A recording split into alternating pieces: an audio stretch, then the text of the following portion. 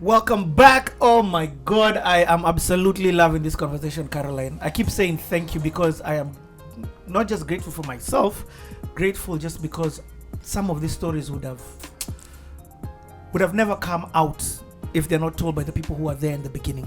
True. Yeah. True. So thank you because you've given us already more than enough time. I want to there's too much that you've done in between in your years on radio, but I want to ask about your transition. Because I'm cognizant about the amount of time that we have available, and I want to touch into your transition into now this whole world that you entered of digital and the impact that you've been having with that. So let's have a conversation about what made you start saying, I think it's time for me to transition. Oh, wow. I'll tell you one thing was for sure for me. I knew I did not want to be 40 and saying 22 minutes past 7. This is Kiss 100. Coming up next is Rihanna. No. So 3 years prior to that, I started asking myself, what does the next look like? And I think sometimes people say this, it's lonely at the top. When you have what people believe is the gig, you can't even go to your colleagues and say, I need out of here. Because you will look entitled and ungrateful, maybe crazy. And that's why Harvard came in so importantly for me. It was Gladys Sholay actually who told me I need to go to Harvard. And between this time, had you gone back to school? Did you even have time to go back to school? No, not at all. I had not gone back to school. I had done 1 or 2 sessions at Strathmore. I loved that learning process, changed who I was, but nothing in a proper institution of learning. And the first time Jean Hammond from Harvard Business School got in touch because Gladys had said, you'd be interested. I was like, si tunatoka South B, tuandangi Harvard. But as I got into talking to just the few people who mattered, I think one of the people who were very clear I had to go was John Gumi. And John Gumi was just brutal because I kept putting it off and dancing around it. He just said, for heaven's sake, go to a place where you can become small so you can grow again. Because, you think you're all that in the city. I was like, hey, what have I ever done to you? But he was right. It's just like, here you are, you're like, you're in a fishbowl and you're a shark. And so you think that, oh my, I'm too big for this place, But until you go to a place that makes you shrink, you can't grow again. And then, of course, I was very, very nervous about the cost. Because I didn't know where I was going to get that money. I mean, this was 2012. I needed about $1.8 million. And I remember Gina Din asking me, so what would you need? I mean, how long are you giving yourself? And she told me, okay, every event. Gina made sure I emceed my way to Harvard. What? Gina, because now your brand has begun to diversify. To yes, also so I was doing events, and she just was, and I always got paid. But I mean, what I loved about the woman, and I will always love about her, is that she was like, yeah, I'll give you a hand up, not a handout. She never wrote me a check, and if she had, she would have destroyed me because I couldn't own it. But I own it because she allowed me to. And she called you also knowing that you had that skill. Yeah. Maybe it wasn't where your radio skill was, but it was. Yeah, she was like, this you can do. Yeah. Yeah, so she diversified that skill that you had with your voice. Exactly. First of all, I need to thank you. It's because of you again. A lot of people, in fact, nobody knows this, maybe just the people I worked with at FOAP. I got to meet Gina Din through you. Oh yes, of course we did. We did an interview with her. Yeah. And because of you, Gina has been on this channel. Yes. Because of you, Chris has been on this channel. Because of you, even I'm sure in time, her sons and daughters will be on this channel. Yes. And Gina, that's a whole other story. That's a whole story. The door through you. Yes, but Gina did that for me. She didn't give you a handout. She gave you a hand up. She said, I'll help you up. John just gave me the shove that I needed. Radio Africa gave me the air miles, made sure I could get, my plane tickets back and forth. Yeah. And the time off, to be able to go to school is not easy. So did you have a conversation with them that I'm going, but I'm going to come back? Yeah. I mean, it's and because it's executive education. You're in and out. You're not.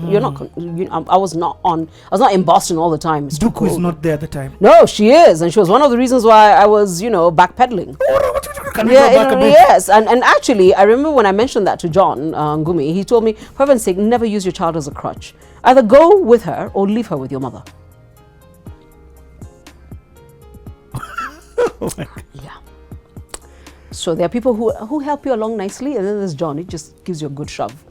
But what was important was being able to write my executive challenge.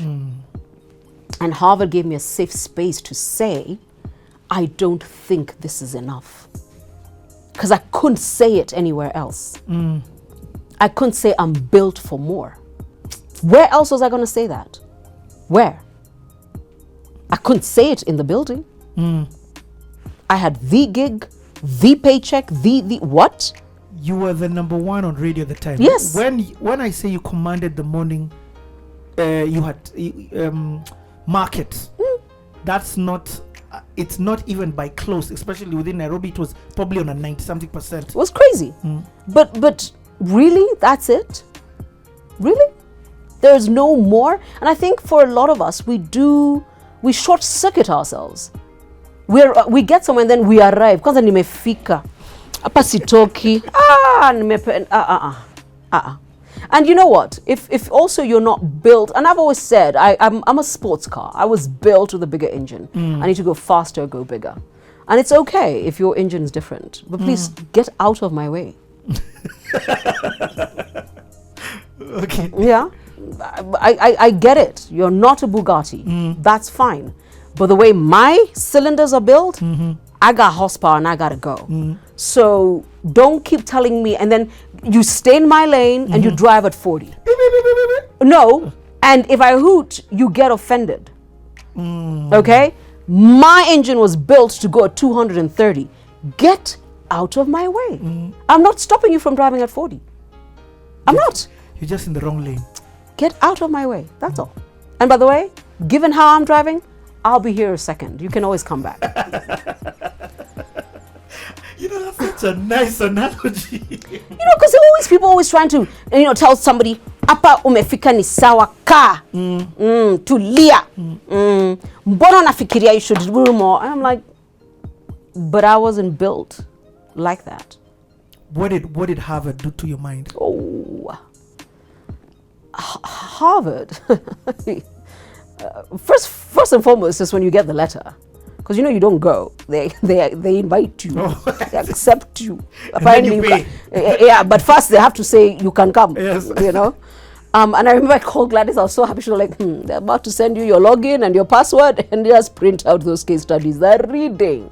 But number one, the reading. The case studies are rich. You see the world so differently. You understand how Cirque du Soleil came to be, and Disney, and you understand how, Oprah went from the show to own. I mean, and you, and remember, I learn more from the people who are in the room than from the lecturer, and Harvard gives you that. Harvard also, because remember, everybody who's come also has their own executive challenge. Yep.